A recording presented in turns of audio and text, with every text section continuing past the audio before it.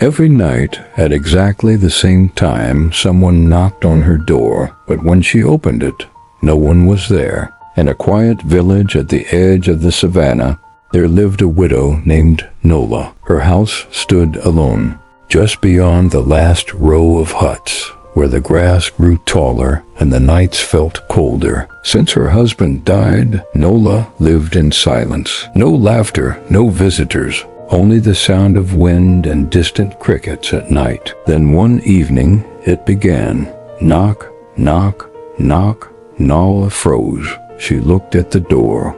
It was late, too late for visitors. Slowly, she stood up and walked toward it. Her hands trembled as she opened the door, but outside there was no one, only the wind moving gently through the grass. She closed the door. Perhaps it was nothing, but the next night at the same time, knock, knock, knock. This time she hesitated. Who is there? She called out. Silence. She opened the door again. Nothing. Just darkness. Now fear began to grow in her heart. On the third night, it happened again. Knock, knock, knock. But this time she did not open the door. Instead, she whispered, "Leave me alone." The knocking stopped, but the next night it returned, louder, more urgent. Knock, knock. Nola could no longer sleep. Her eyes grew tired, her body weak. The villagers began to notice. "You look unwell," they said, but she told no one, because how could she explain that someone who was not there was knocking on her door? Days turned into weeks, and every night the knocking continued, until one evening an old woman visited her. The woman looked at Nola carefully. "You have been hearing the knock," she said quietly. Nola's eyes widened. "You know about it?" The old woman nodded. "That knock is not from the living." A chill ran through Nola's body. "Then what is it?" she asked. The old woman spoke softly.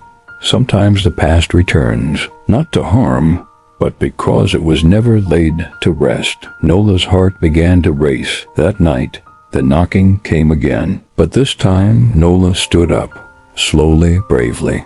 She walked to the door. Her hand rested on the handle, and for the first time she spoke.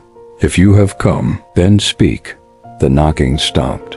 Silence filled the air. Then a soft voice whispered through the door. "Nola," she gasped. It was a voice she knew, a voice she had not heard since the day her husband died. Tears filled her eyes. "You left without goodbye," the voice said. Her hands trembled. "I didn't know how," she whispered. The wind outside grew still. The voice softened.